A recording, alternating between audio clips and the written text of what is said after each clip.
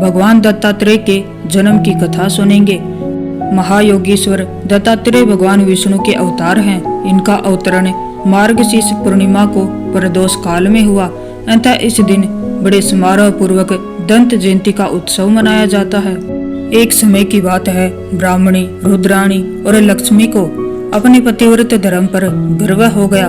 भगवान को अपने भक्त का अभिमान सहन नहीं होता। तब उन्होंने एक अद्भुत लीला करने की सोची।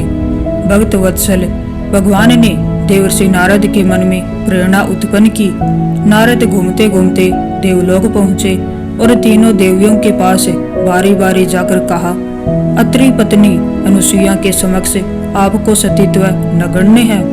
तीनों देवियों ने अपने स्वामियों विष्णु, महेश और ब्रह्मा से देवर्षि नारद की यह बात बताई और उनसे अनुसुईया के पातिव्रत्य की परीक्षा करने को कहा।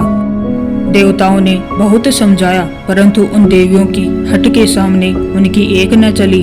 अंततः साधु वेश बनाकर वे तीनों देव अत्रि मुनि के आश्रम में पहुँचे। महर्षि अत्रि उस समय आश्रम में नहीं थे। अतिथियों को आया देख देवी अनुसुईया ने उन्हें प्रणाम कर अर्घ्य, कंदमूल आदि अर्पित किए, किंतु वे बोले, हम लोग तब तक आपका अतिथि स्वीकार नहीं करेंगे जब तक आप हमें अपनी गोद में बिठाकर भोजन नहीं कराती।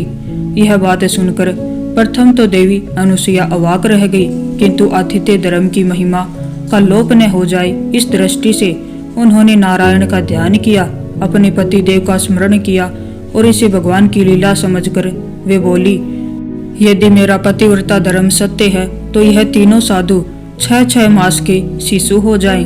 इतना कहना ही था कि तीनों देव 6 मास के शिशु होकर रुदन करने लगे। तब माता ने उन्हें गोद में लेकर दुग्ध पान कराया और फिर पालने में झुलाने लगी। ऐसे ही कुछ समय व्यतीत हो गया। इधर देवलोक में जब तीनों देव वापस न आए तो तीनों देवियां अत्यंत व्याकुल हो गई। फलतः नारद आए और उन्होंने संपूर्ण हाल कह सुनाया।